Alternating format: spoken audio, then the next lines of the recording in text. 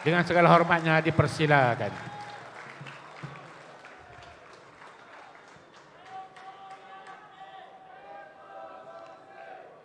Assalamualaikum warahmatullahi wabarakatuh.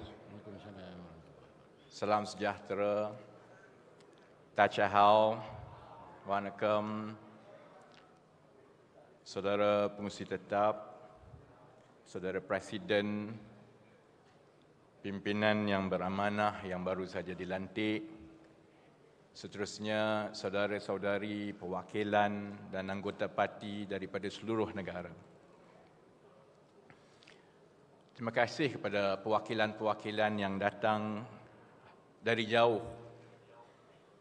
Ini kali pertama kita berkumpul kembali selepas 2 tahun COVID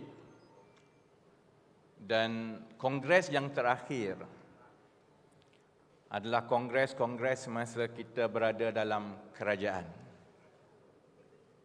Sejak kongres yang terakhir kita berkumpul, banyak perkara yang telah berlaku. Kita telah mengalami kekalahan demi kekalahan. Sebab itu saya ingin mulakan dengan mengucapkan terima kasih dan tahniah kepada anggota-anggota keadilan yang menonton di luar, yang hadir pada hari ini, kerana saudara-saudari tidak pernah meninggalkan parti ini walau macam mana pun kita berada di bawah.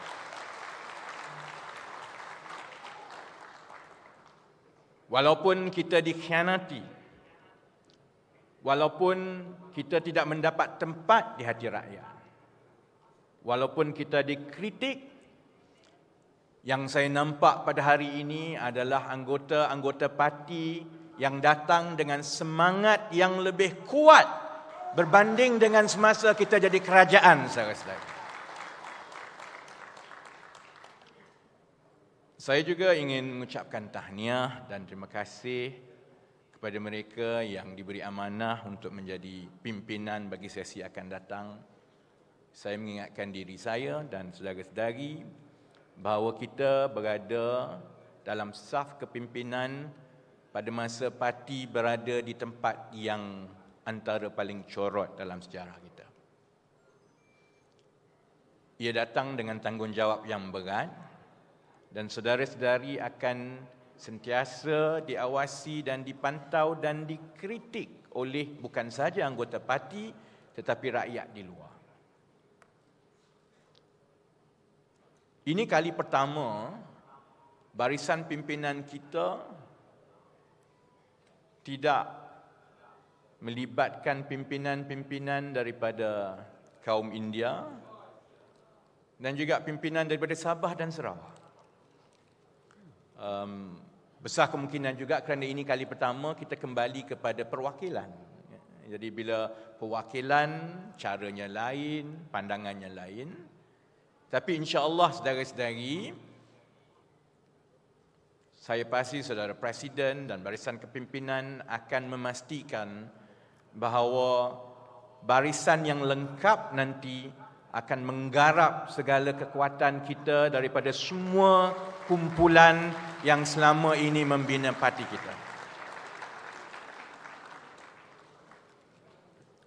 Resam kehidupan dalam setiap masalah, dalam setiap kekecewaan akan ada hikmah. Memang betul kita berkumpul pada hari ini dalam suasana yang berbeza berbanding dengan kali terakhir kita berkumpul. Dulu kita ada menteri, kita ada macam-macam. Kali ini kita berhadapan dengan pilihan raya umum yang ramai di luar sana merasakan kita akan kalah. Tapi resam kehidupan juga ialah dalam setiap kekecewaan yang ada hikmah itu perlu kita hayati. Sebab itu saya nak ajak saudara-saudari kita bermula dengan mengingati kenapa niat kita bersama-sama dalam parti ini, baik mereka yang bermula 98, 99, 2004, 2008, 2014, 2018. Saya tak tahu orang lain yang menyertai parti. Macam saudara Setiausaha Agong sebut tadi, Saya tidak ada alasan untuk menyertai parti ini atau terlibat dengan politik kerana saya berada di luar negara. Saya dah bekerja di London pada ketika itu. Cuma selepas apa yang berlaku, sebagai seorang rakyat yang faham ada benda yang betul, ada benda yang tak betul. Sama seperti sebahagian besar daripada saudara-saudari dan anggota kita di seluruh negara, niat sebahagian besar daripada kita menyertai parti ini bukan jawatan, bukan kuasa, bukan habuan saudara-saudari. Niat kita ialah untuk menyumbang kepada rakyat kerana kita yakin rakyat negara ini, adik kakak kita berhak mendapat yang lebih baik daripada kerajaan kita. Kita terpanggil. Kalau ada dalam masyarakat kita orang yang ditekan, kalau nampak ketidakadilan yang terlalu terang, kalau orang lain tak nak buat saudara-saudari, keadilan akan berada di depan kerana kita perlu bela orang macam ini. Sebab itu, selepas kita hampir 23 tahun menjadi parti, niat kita melawan UMNO bukan untuk kita jadi kerajaan. Niat kita melawan UMNO kerana UMNO itu adalah lambang dan punca segala kerosakan dan kemasalahan yang ada dalam negara kita. Alhamdulillah kita telah berjaya menumbangkan UMNO. Najib boleh sembang kencang, dia kalah dengan kita saudara-saudari. Dia lupa. Sebab itu kita telah berjaya menumbangkan UMNO atas niat itu. Dan rakyat di luar tahu jasa kita dan berterima kasih kepada kita. Tapi kita juga kena ingat dan hormat bahawa selepas kita menang 2018 dan menjadi kerajaan, kehendak dan tanggapan rakyat terhadap kita adalah lebih rumit daripada sebelum itu. Rakyat mahukan kita bukan semata-mata untuk menunjukkan UMNO Barisan Nasional Bersatu PAS yang mereka ini teruk dan merosakkan rakyat. Mereka tahu UMNO bawa kerosakan. Mereka tahu UMNO rasuah. Mereka tahu bahawa pimpinan yang ada itu tidak lebih daripada mahukan kedudukan demi kepentingan dan kekayaan mereka. Mereka tahu semua itu. Tapi selepas 2018, setelah kita menjadi kerajaan, mereka mahu melihat bagaimana kamu akan menyelesaikan masalah-masalah ini. Dan menyelesaikan masalah bukan sahaja sekarang ini soal berucap dan memberikan idea semata-mata. Dia mesti dizahirkan dan diterjemahkan dari segi kecekapan kita, ketangkasan kita, kepintaran kita. Dan bagaimana kita membuktikan di bawah, kalau kita kata Menteri UMNO semua tak cerdik, sudah tentu kita mesti lebih cerdik daripada orang yang kita kata tak cerdik, saudara. Sebab kita berdepan dengan generasi yang sangat berbeza dengan generasi yang kita pernah masuk pilihan raya sebelum ini. Ini bukan generasi saya, generasi 20 tahun lepas yang cepat emosi dan sanggup tinggal semua, turun jalan raya, masuk lokap, kena pukul. Ini bukan generasi itu lagi, saudara-saudari. Ini bukan generasi bersih. 60% daripada pengundi kita kalau pilihan raya dipanggil dalam 3-4 bulan daripada sekarang, 60% umurnya 35 tahun ke bawah. Mereka tak tahu bersih, mereka tak tahu 98, mereka tak tahu 2008. Kebangkitan dan kesedaran politik mereka ialah 2018. Jadi mereka tidak melihat keadilan Pakatan Harapan sebagai parti yang teraniaya, parti yang bawa suara rakyat daripada jalan raya. Mereka tak peduli semua itu. Mereka tahu kamu dulu kerajaan, apa kamu buat dan apa yang akan kamu buat. Kita juga berdepan dengan masalah negara yang sangat berbeza daripada yang pernah dialami sebelum ini. Kita mahu jadi kerajaan, tapi kita jangan lupa bahawa kalaupun kita jadi kerajaan selepas ini, kita berhadapan dengan masalah dan kesukaran yang tidak pernah dihadapi oleh mana-mana kerajaan sebelum kita. Mana-mana kerajaan selepas ini terpaksa berdepan dengan masalah yang besar dalam keadaan ruang kewangan negara yang begitu sempit. Kita sudah berada di penghujung kitaran ekonomi yang selama ini kebergantungan kepada kelapa sawit, kepada petroleum, kepada perkilangan, semua ini sudah berada di akhir kitaran, saudara-saudari. Tidak ada lagi industri ataupun lubuk yang boleh menyelamatkan kita 10-15 tahun daripada sekarang. Industri ekonomi tak baik, wang tidak ada.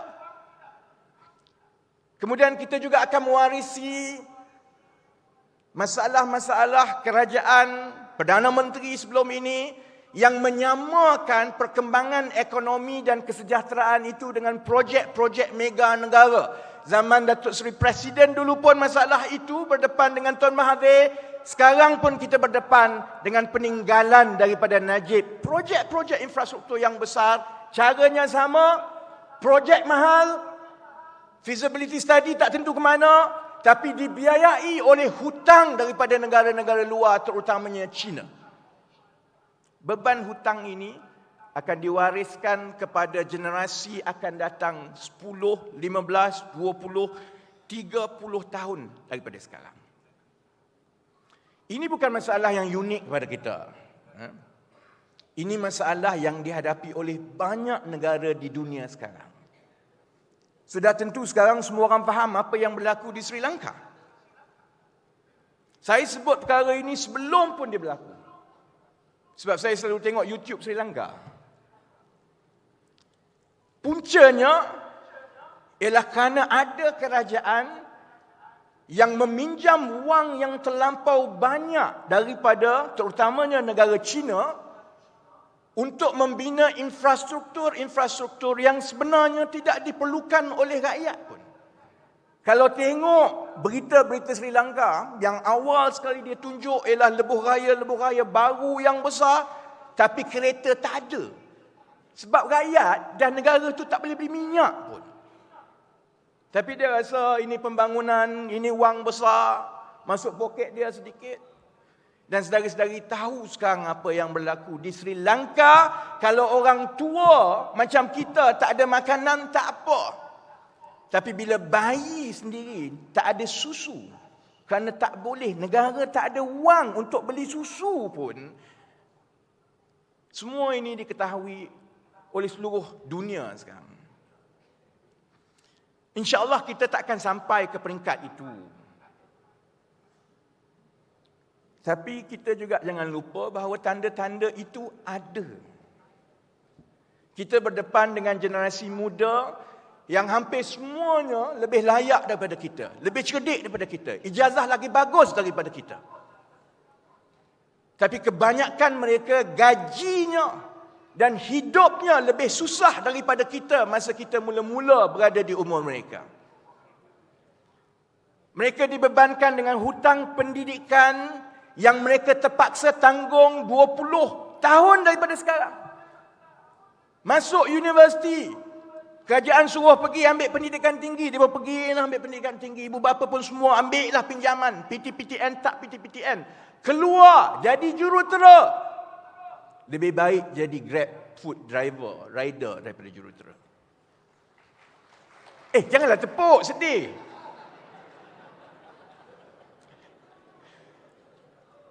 Soal anak-anak muda sekarang ini tersepit itu satu hal. Tapi kalau kita jadi kerajaan, saudara-saudari, kita berdepan dengan satu generasi muda yang mereka membesar dengan hilang keyakinan terhadap pendidikan dan ilmu. Kalau kita keluar universiti, hidup susah, terpaksa bekerja 12 jam sehari.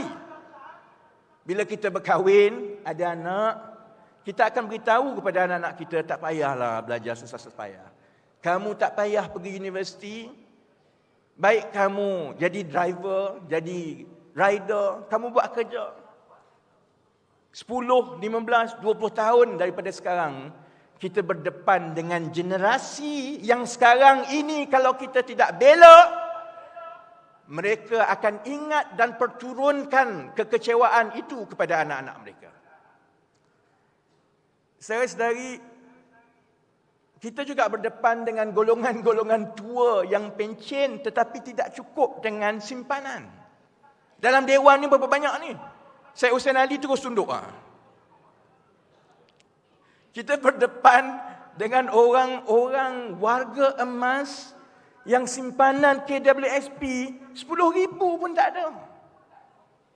Beban pencen kerajaan sekarang sudah menjadi terlalu besar. Akan sampai satu masa negara kita tidak mampu membayar pencen. Pada masa yang sama, orang hidup lebih lama. Jangka hayat lebih lama. Sekarang 72. Kalau tengok Tuan Mahathir dah 95. 97 dah. Allahu Akbar. Jadi kita berdepan dengan golongan muda yang terkesamping. Kita berdepan dengan golongan tua yang langsung tidak ada sebarang jaringan sosial untuk mereka di hidup tua. Mereka melabur untuk hantar anak masuk universiti supaya boleh hidup senang macam generasi terdahulu. Mereka tak dapat, mereka terpaksa tanggung sendiri. Sebab itu saudara-saudari, cabaran kita sekarang bukan lagi semata-mata untuk membuktikan bahawa UMNO itu buruk. Orang tahu UMNO itu buruk, saudara-saudari. Cabaran kita ialah bagaimana kita mencari penyelesaian, membuka minda, memberi wawasan kepada generasi ini bahawa kita parti masa depan yang ada hala tujuan, ada jawapan. Kita mampu mengubah masa depan mereka yang kalau kekal di tangan kerajaan sekarang, hancur punah ranah, saudara-saudari. Sebab itu, sahabat-sahabat, perbezaan pendapat kita dalam parti bukan soal setia kepada presiden, saudara-saudari. Dia bukan soal saya ataupun orang lain mahu atau tidak mahu saudara presiden jadi Perdana Menteri. Soalnya ialah kita mesti mencari jalan untuk menawarkan yang terbaik kepada rakyat. Supaya rakyat yakin kepada kita. Sebab bila rakyat yakin kepada kita, baru presiden boleh jadi Perdana Menteri, saudara-saudari.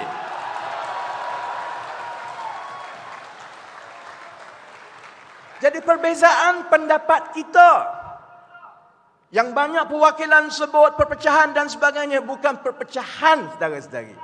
Dia soal mencari jalan yang terbaik, memilih pimpinan yang terbaik supaya kita menjadi lebih agresif lepas ini. Supaya kita menjadi lebih kreatif. Supaya kita kembali seperti sebelum ini mendepani suara rakyat dan meyakinkan mereka bahawa saudara Anwar Ibrahim boleh mengubah masa depan mereka, saudara-saudari.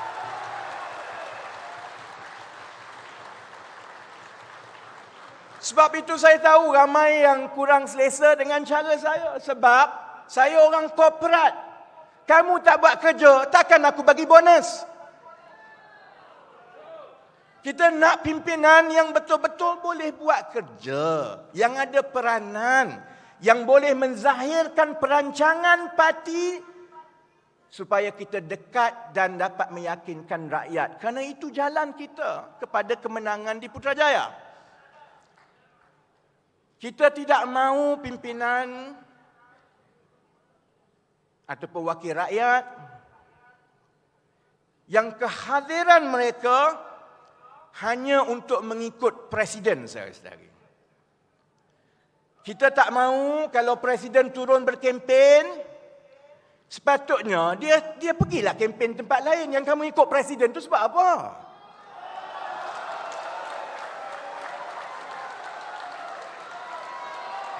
Ini ini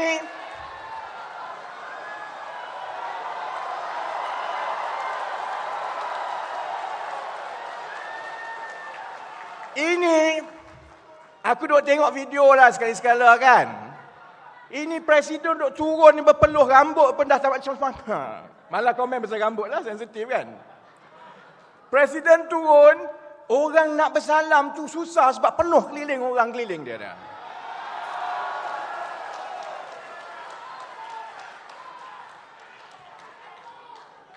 Itu yang kita suarakan. Tidak cukup dengan Datuk Seri Anwar Ibrahim semata-mata berkempen untuk kita menang secara sedari. Tak boleh semata-mata kamu jadi ahli majlis pimpinan pusat, kamu ada jawatan. Cukup untuk kamu bersuara kalau kononnya ada orang sentuh presiden. Tak boleh. Rakyat susah, kamu kena bersuara. Najib berleluasa, UMNO makin menggila, kamu kena lawan. Kita tak mahu pimpinan yang peranan mereka hanya melaungkan kesetiaan kepada parti dan presiden dan mereka merasakan itu cukup untuk menghalalkan yang mereka tak buat kerja sekali-sekala.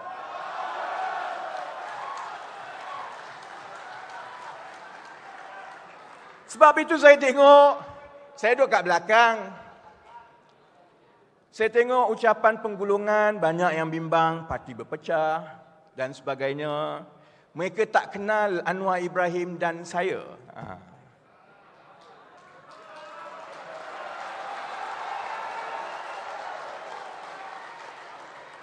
Saya tak bimbang saudara-saudari kalau orang kata parti ini berpecah. Biarlah dia kata. UMNO, dia duduk tengah tepuk tangan, esok UMNO menangis saudara-saudari.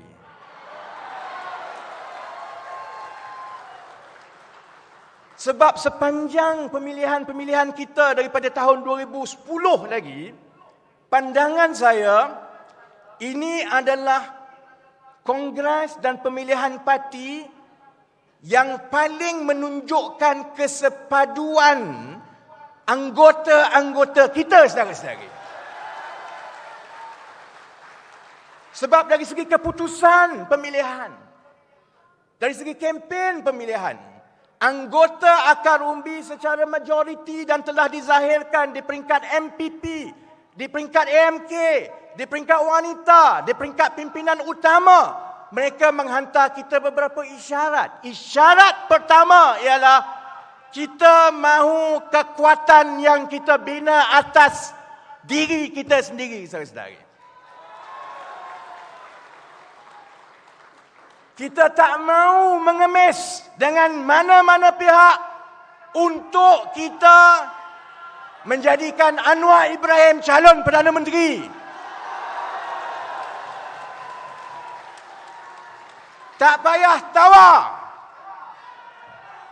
Kita tetap dengan pendirian kita, saudara Anwar Ibrahim calon Perdana Menteri.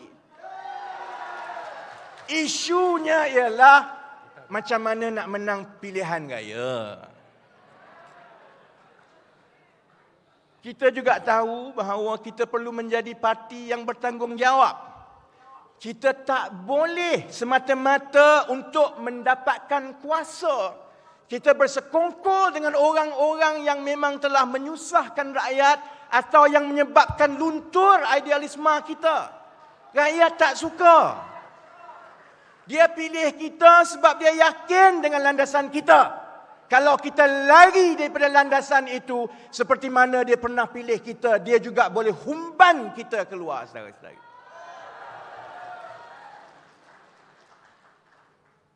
Saudara Pengerusi Tetap, 5 minit lagi sebelum bunyi, no? Sila.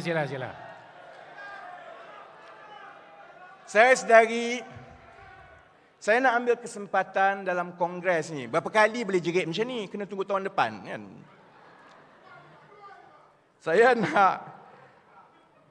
nak ambil kesempatan ini untuk bercakap terus dengan saudara Presiden. supaya disaksikan oleh semua perwakilan dan seluruh rakyat Malaysia. Saudara Anwar kenal saya sejak umur saya 17 tahun. Masa saya kahwin dulu, saya tak suka bersanding majlis. Saya memang jemput 20 orang je. Jadi saudara Anwar buat majlis kahwin dekat rumah dia. Anak-anak dia kata, majlis anak dia pun tak macam itu. Saya nak sebut kepada saudara Anwar Ibrahim, saya mungkin lantang, tapi saya bukan Azmin Ali, saudara-saudari.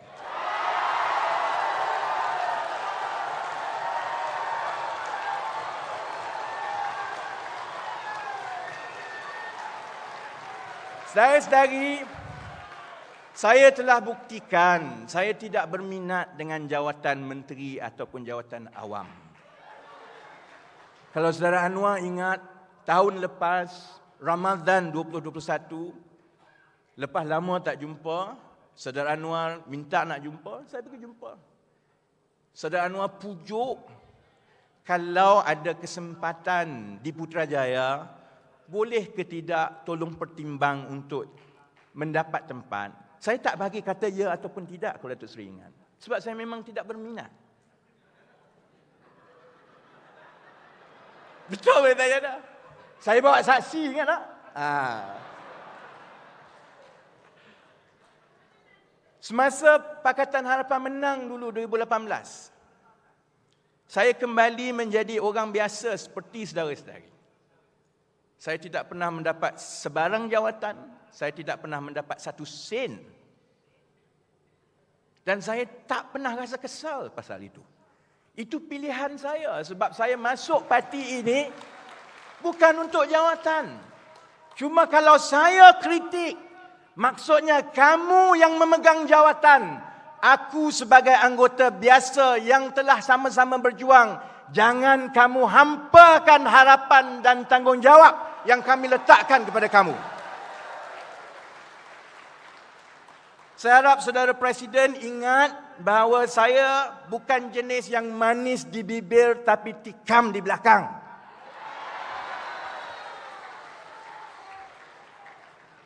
Saya tak pernah berjanji, saudara-saudari, masa Datuk Seri Anwar masuk dalam penjara, saya tak pernah berjanji akan pecahkan tembok penjara untuk bebaskan dia.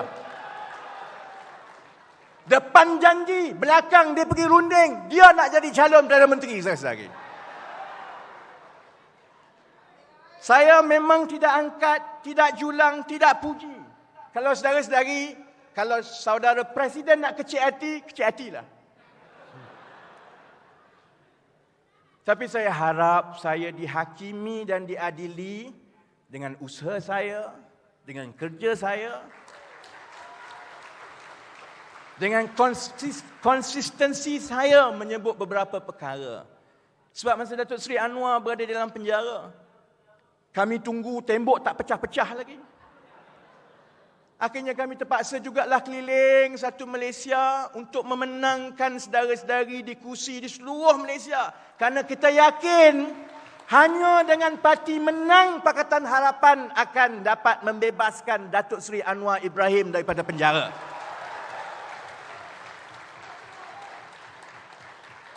Sebab itu ini janji saya kepada parti, perwakilan, pimpinan dan saudara-saudari seluruh yang menonton. Saya akan terus bercakap macam ini. Mulut saya takkan manis sampai bila-bila. Saya tak reti cakap berlapik, saudara-saudari. Sebab saya berpandangan berbeza. Saya berpandangan bahawa ingatan itu sangat penting kepada kita. Apatah lagi kalau kita berada di tempat yang memikul tanggungjawab. Apatah lagi kalau amanah itu adalah untuk kita menjaga rakyat dan negara yang kalau salah tergelincir lagi teruk. Ingatan itu penting. Sebab itu ingatan itu perlu terus diberi sesama kita. Di dalam parti. Ingatan daripada luar parti. Sebab kalau kita tidak diingatkan dan kita tidak mendengar ingatan demi ingatan, ingatan terakhir yang akan datang kepada sebuah parti politik ialah dijahanamkan rakyat di pilihan raya, saudara-saudari. Sebab itu saya harap supaya kita bermula daripada hari ini kembali ke kawasan masing-masing. Saudara-saudari pujuk saya untuk kembali ke dalam politik. Lama saya nak fikir, kalau tidak kerana Johor kalah, memang saya takkan kembali. Tapi kami yang selalu berkempen di Johor boleh ingat keringat yang lama, 1 dekad, untuk membina kekuatan di Johor. Hanya dalam satu pilihan raya kecil, kita hampir hilang segala-galanya. Saya dah tunaikan permintaan saudara-saudari, saya sudah kembali untuk membantu bersama-sama saudara-saudari. Saudara-saudari juga terima kasih telah tunaikan permintaan saudara-saudari bagi amanah kepada saya untuk menjadi timbalan Presiden. Sebab itu sekarang daripada saat ini kita tak banyak masa. Kita ada beberapa tanggungjawab dan tugas berat yang kita kena buat dalam tempoh 4-5 bulan akan datang. Pertama, kita kena sanggah UMNO, saudara-saudari. Jangan bagi dia bermerajalela. Kita tak boleh biarkan Najib Syok sendiri meracun rakyat macam itu. Korang tak bosan ke? Kita dah jatuhkan dia sampai dia jadi pesalah dan bakal banduan. Kalau kita tak terus sanggah dia, dia rasa dia masih lagi pembesar negara. Sebab itu, bermula hari ini, tugas pertama, semua kita akan balik dan akan terus sanggah Najib sehingga kita hantar dia terus ke penjara, saudara-saudari. Hari Selasa, ni hari Ahad, esok Isnin, lusa Selasa. Hari Selasa saya minta pimpinan di semua peringkat kita sama-sama membuat laporan polis besar-besaran terhadap Najib di seluruh negara, saudara-saudari. Tak boleh biarkan dia ikut suka main isu perkauman, ikut suka dia racun rakyat. Enough is enough dan itu mesti bermula daripada kita. Laporan polis hari Selasa ini terhadap Najib di seluruh negara, insya-Allah. Dan setiap kali Najib berbohong lepas ini, saudara-saudari, jangan duduk diam. Kita akan buat laporan polis demi laporan polis demi laporan polis. Sebab saya tahu Najib seorang yang penakut. Dia sembang kencang sebab orang tak lawan dia. Dia rasa dia bebas sekarang. Bila kita mula pastikan setiap daripada pembohongan dia, propaganda dia kita akan lawan, Najib lepas ini akan jawab macam yang sama dia jawab di mahkamah. Semua dia tak tahu, saudara-saudari. Perkara kedua, tanggungjawab besar kita kena memperkemaskan persiapan pilihan raya umum secepat mungkin dan memperkuatkan jentera parti daripada sekarang, saudara-saudari. Kita tak ada masa yang panjang. Kalau pilihan raya 3-4 bulan daripada sekarang, masanya cukup pendek. Banyak yang kita kena buat. Saya akan mula turun ke kawasan-kawasan parlimen tumpuan saudara-saudari bermula daripada minggu pertama Ogos. Saya minta supaya selepas ini pimpinan MPP sama-sama turun ke negeri, ke cabang dalam masa 2-3 minggu daripada sekarang untuk berjumpa jentera, perbetulkan jentera, anda telah dipilih. Sekarang masa untuk melaksanakan tanggungjawab. Dan tanggungjawab paling penting ialah membela maruah parti dalam pilihan raya, saudara-saudari. Okey, baik. InsyaAllah saya akan kerja kuat. Cuma saya minta, jangan tepuk saja, aku berlari kat depan, orang tepuk kat belakang. Jadi sebab itu saya nak ambil peluang ini untuk saya ajak semua saudara-saudari yang hadir kalau saudara-saudari berkobar-kobar untuk tumpu kepada kerja pilihan raya, sama-sama kita usahakan. Saya minta saudara-saudari bangun sekarang. Saya meminta kalau saudara-saudari bersetuju, saya nak minta terus dengan Presiden dan pimpinan pada hari ini supaya diberikan mandat untuk saya bersama-sama dengan saudara-saudari memimpin persiapan pilihan raya umum akan datang. Boleh ke tidak? Duduklah, lepas ni nak buat kerja. Perkara ketiga yang terakhir yang kita kena buat dalam tempoh 1 bulan daripada sekarang, supaya momentum ini kita teruskan, insya-Allah dalam mesyuarat MPP yang pertama, saya sendiri akan mengusulkan supaya kita menubuhkan koperasi keadilan dan didaftarkan secepat mungkin, saudara-saudara. Koperasi bukan soal untuk menjaga kebajikan anggota semata-mata. Tapi kita nak tunjukkan dan buktikan kepada rakyat bahawa agenda ekonomi kita berbeza. Agenda ekonomi kita bukan yang berpusatkan kepada projek kroni besar. Kita nak memperkayakan anggota di bawah. Kita nak mencambahkan dan menjanakan ekonomi rakyat dengan memperkasakan supaya melalui koperasi kita boleh buktikan boleh, kalau kita tak jadi kerajaan pun kita boleh mewujudkan peluang pekerjaan saudara-saudari kepada orang ramai dan kepada anggota-anggota. Akhir sekali, terima kasih Datuk Mat Kasim. Loceng tak bunyi-bunyi lagi. Terima kasih. Sengaja tak bunyi. Last ni ya. Saya nak tutup begini. Kita semua bermula daripada rakyat. Tanpa parti ini, kita tidak ada siapa-siapa pun. Kita bukan apa-apa pun. Yang pernah jadi menteri besar. Sebab tu saya selalu ingatkan Amin. Dulu dia naik Exora saja. Masa saya duduk berkempen dengan dia, pergi cari lembu semua dulu. Kau jumpa tepi jalan pun orang ingat dia tokai lembu, bukan ingat tokai rakyat. Kita tidak ada apa-apa sebelum kita ada dalam parti ini. Kita ada dalam parti ini pun, bila parti ini naik, parti ini tidak ada apa-apa kalau tidak kerana rakyat. Kita datang daripada rakyat, kita perlu kembali kepada rakyat, saudara-saudari. Kita kena terima bahawa masalah rakyat adalah masalah kita. Masalah kita adalah masalah kita, saudara-saudari. Sebab itu akhir sekali, saya berdoa supaya kita kekal dengan denyut nadi rakyat sampai kesudah. Jangan sesekali kita, selepas kita menjadi parti yang terbesar, selepas kita menjadi pembesar, selepas kita ada jawatan, kita menjadi feudal dan menjadi seperti bangsawan-bangsawan yang kita pernah lawan sebelum ini. Saya doa itu masalah penyakit itu tidak sampai ke PKR keadilan sampai bila-bila. Sebab itu, kita kembali dengan azam baru, balik ke kawasan masing-masing. Akhir sekali, saya nak jemput terakhir bangun ni supaya kita nak laung reformasi sama-sama. Cuma, ada sedikit perbezaan. Kita selalu jerit reformasi. 20 tahun reformasi. Yang baru-baru ni pun tak faham pun mendatang apa korang jerit reformasi ni.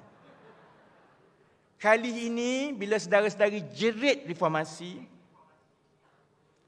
saya nak kita laung supaya hati nurani kita terkesan.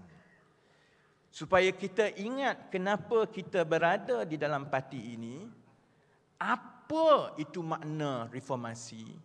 Kenapa kita mesti kekal dengan budaya jiwa merdeka kita? Kenapa reformasi itu penting? Kerana kita faham power corrupts, absolute power corrupts absolutely, saudara-saudari. Sebab itu kita perlukan reformasi, kita perlukan ingatan, kita perlukan jalan ke depan. Supaya kita sentiasa bersama-sama dengan denyut nadi rakyat. Jadi akhir sekali, jom kita jerit reformasi ramai-ramai.